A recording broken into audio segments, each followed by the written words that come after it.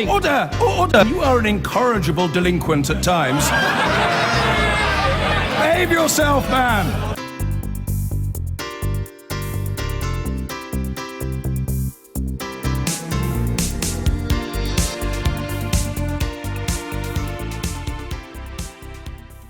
And we stay in Westminster, where the billionaire Sir Philip Green has apologised for the collapse of BHS, which he owned until he sold it for £1 last year. Appearing before a joint hearing of two select committees, something he'd said last week he wouldn't do, he told MPs that nothing more has been said now than has ended. He said that the advisers were working on resolvable solutions for 20,000 members of the BHS pension scheme, which has a multi-million-pound deficit. Here's our business correspondent, Helia Ebrahimi. The unacceptable face of capitalism. But Sir Philip Green's appearance delivered a 6-hour tour de force to try and rescue his reputation, and probably his knighthood too. His trump card, a proposed deal with the regulator to try and rescue the pension scheme. The light at the end of the tunnel, he said.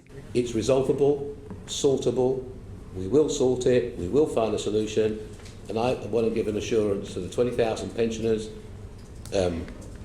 I'm there to sort this.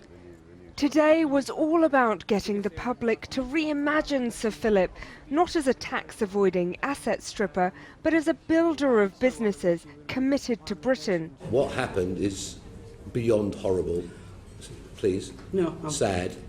There was zero intention, and I said either I'll leave here today, you think I'm a liar or you think I'm telling you the truth, but I'm not a liar, okay? Unfortunately, we found the wrong guy. The committee, he said, should also narrow in on what the regulator did, what Goldman Sachs said, and how a whole army of minted lawyers and accountants rolled out the red carpet for Dominic Chappelle and his fantasy world. We 1,000,000% would not have done business with him. Okay. If they would have said, don't deal with this guy, that would have been the end of it. I mean, there's no point in having somebody, but that's not the advice we got. There have been some bad mistakes made in these. The blame game went on for hours in Parliament. Who represent the trustees can have no responsibility, right? Or the auditor, but I'm happy to take the blame. Right? We're here. I'm not running away and passing it to somebody else. This was an uncomfortable testimony, awkward and difficult, with Sir Philip seeming to be on the verge of losing his temper at almost any moment. In particular, it was his exchanges with MP Richard Fuller that made for the most bizarre watching. Do you mind not looking at me like that all the time? It's really disturbing. Sorry? No, you just want to stare at me. It's just uncomfortable, that's all. And then? Project Vera. Good you looking at Project me like Vera, of course. Put your glasses back on. You look better with your glasses on. He's a retail boss, after all. You seem a very dominant personality, but you seem extraordinarily there's 10 of you and 1 of me. Yep. And you're holding your own. Believe me, Sir Philip, you're holding your own. But you seem extraordinarily thin-skinned to quite courteous questions. The last 4 weeks, I could be a murderer, the way they're writing about me. And the mood didn't improve when MP suggested he'd blocked a move by Mike Ashley to buy the ailing retailer before it went belly up. Would I want to stop somebody buying it if they would rescue it? Why?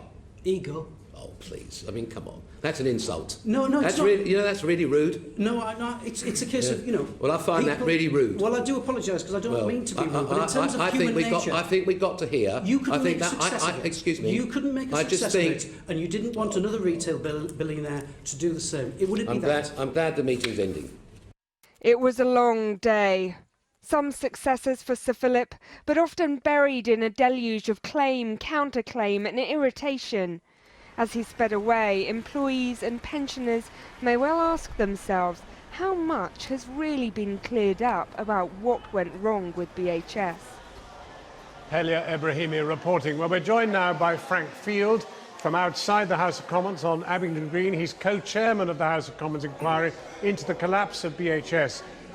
Frank Field, did you feel that you got anywhere today with Sir Philip? Oh yes, we've got the basis of a report. What we also learned was that Sir Philip seemed unaware that the pension liabilities were rising to 571 million, but on a £7 million loan part of a slightly larger package that he actually made to Dominic Chappelle. He knew precisely how that money was spent, and also his resentment that some of that money was spent on advisors which were giving credence to Dominic Chappelle. So I think we actually made quite a lot of progress. We follow this up now with asking for evidence from Sir Philip. I was amazed that something like probably 1.6 billion has gone through these companies up to his wife, Lady Green, and yet, though being a member of the companies, he doesn't even understand how much money went through. So we will be asking, if we're not already asked, for those minutes to see whether he was at the board meetings when this very, very large largesse, which was manufactured from both Arcadia and BHS, landed in Lady Green's bank account.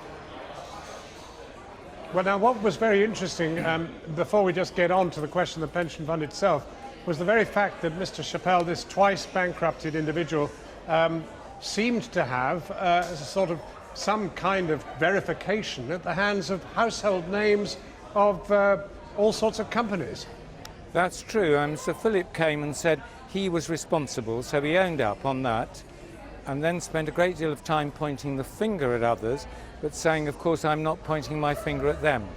So, for example, city law firms, Goldman Sachs, they were all given this treatment, and then, of course, he said, I mustn't blame them, I'm the one to blame. He was the one that was taken in. But sorry, John. Well, can I just take you to the very critical issue of the pension fund? I mean, are we any closer to getting a commitment from Sir Philip to pay very large sums of money into the pension fund to alleviate the suffering of 20,000 pensioners? Well, listening to him today, you would think that were true, and if in fact it's not true, then the 4 weeks that Sir Philip has had, which have been so unpleasant to him, is the beginning of a period of unpleasantness. He let us believe that this was a deal that was going to be far superior to what pensioners had been offered before, superior to if he allowed this scheme to go into the pension protection fund. So I think he's raised expectations. He's a very, very rich man, and I would expect that he's, I hope, doing a trade-off between the last 4 weeks, which you recorded properly, replayed. Well, it was hell for him, compared with what the future of hell for pensioners if he doesn't act. Well, Frank Field, thank you very much for joining us. It sounds as if you're leaving a very large crossed fingers in the hope that we get something out of that pension fund. I hope more than crossed fingers.